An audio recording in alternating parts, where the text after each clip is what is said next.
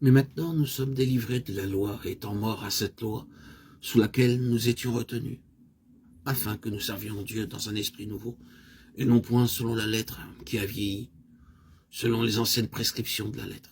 Romains 7, 6. Si vous êtes conduits par l'esprit, vous n'êtes point sous la loi. Galates 5, 18. Quand le Saint-Esprit vient habiter en nous, c'est pour glorifier Christ et révéler sa présence.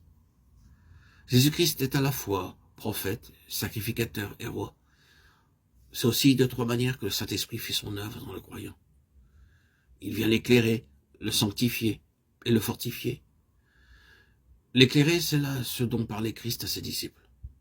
Lorsqu'en les quittant, il leur promettait de leur envoyer l'Esprit de vérité pour rendre témoignage de lui, les conduire dans toute la vérité, prendre de ce qui est à lui et le leur annoncer. Jean 15, 26, 16, 13, 14. Dans les épîtres aux Romains et aux Galates, c'est surtout l'action sanctifiante de l'Esprit qui est mise en relief. C'est là ce qu'il fallait à ces églises qui venaient de sortir du paganisme. Dans les épîtres aux Corinthiens, avides de sagesse, ces deux fruits de l'Esprit se trouvent réunis.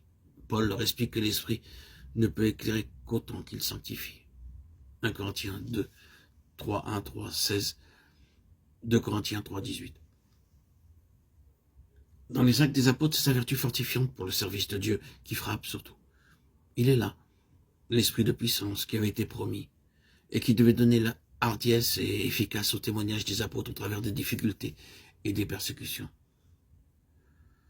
Lorsque Paul écrivait à l'église de Rome, cette capitale du monde alors, il fut appelé de Dieu à exposer d'une manière complète et systématique l'évangile et tout le plan de la rédemption.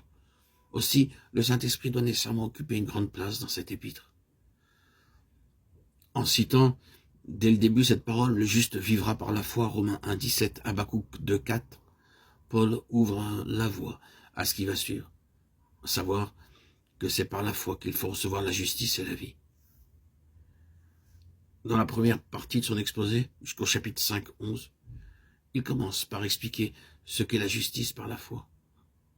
Ensuite, il démontre, chapitre 5, 12, 21, que cette justice résulte de notre vivante communion avec le second homme, source de la justification qui donne la vie.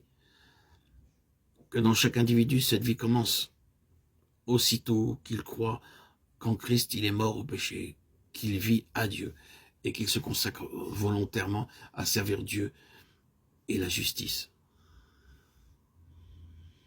Après avoir ainsi montré qu'en Christ, nous sommes non seulement morts au péché, mais aussi à la loi par laquelle le péché prend de nouvelles forces. Il en vient à parler de la nouvelle loi de l'évangile qui remplace l'ancienne, de la loi de l'esprit de vie qui est en Jésus-Christ. Romains 8, 2.